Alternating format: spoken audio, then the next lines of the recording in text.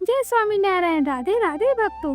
कहते हैं एकादशी के दिन धरती की स्थिति ऐसी होती है जो ब्रह्मांड की ऊर्जा का प्रवाह हो रहा होता है, इसलिए उस दिन जीवों को भूख कम महसूस होती है।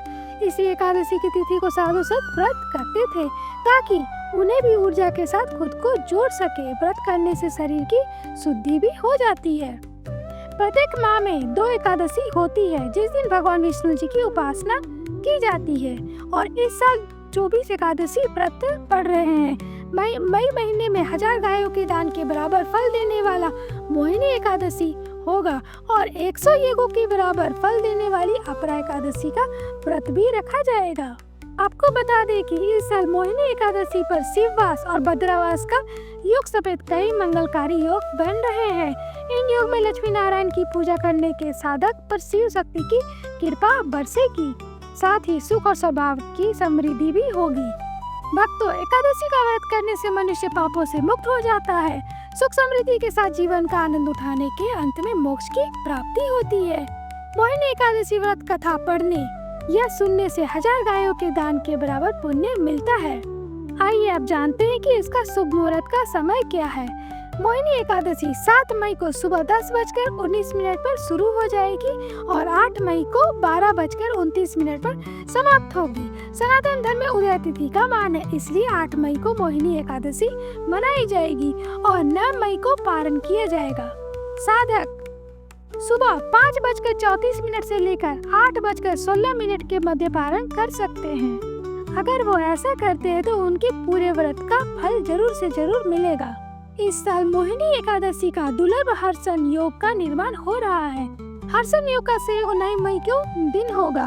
इस योग में लक्ष्मी नारायण जी की पूजा करने से जीवन में व्याप्त हर परेशानियां दूर हो जाएगी। भद्रवास योग दोपहर 12:29 तक है। इस समय भद्रा पाताल में रहेंगी। भद्रा में पाताल में रहने के दौरान समस्त जगत का कल्याण होता है। शिववास योग का समय रहेगा 12:29 से लेकर। इस दौरान भद्रा पाताल में ही रहेगी। इस योग में भगवान विष्णु और माँ लक्ष्मी की पूजा करने से जीवन में सुखों का आगमन होगा। आपको ये जानकारी भी दे दे कि अगर धार्मिक मान्यताओं के अनुसार अगर हम देखें तो माँ तुलसी एकादशी तिथि पर निर्जला व्रत रखती है।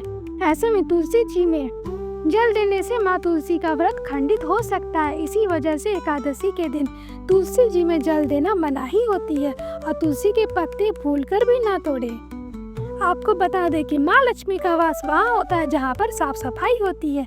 ऐसे में तुलसी के पास साफ सफाई का विशेष ध्यान आप जरूर से जरूर रखें। साथ ही पौधे के पास जो कुछ भी गंदे चीज हो या फिर जूते, चप्पल, झाड़ू बिल्कुल भी ना रखें। अगर ऐसा आप करते हैं तो इससे गलती करने से साधक को माँ लक्ष्मी की नाराजगी झेलनी पड़ सकती है। और सबसे अहम बात, अगर आप भगवान जी को भोग लगा रहे तो भोग में तुलसी के पत्ते आप जरूर से जरूर शामिल करें, क्योंकि अगर आप तुलसी के पत्ते शामिल नहीं करते हैं तो विष्णु जी को भोग का स्वीकार नहीं होता है। इसलिए एकादशी के तिथि में पहले ही तुलसी के पत्ते तोड़कर आप जरूर से जरूर रख लें। हो सके तो तुलसी जी का मंत्र का आप जाप करें।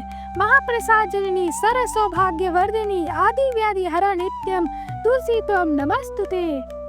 ओम तुलसी देवहे च विद्महे विष्णु प्रियाये च धीमहि तन्नो वृंदा प्रचोदयात्। आशा करती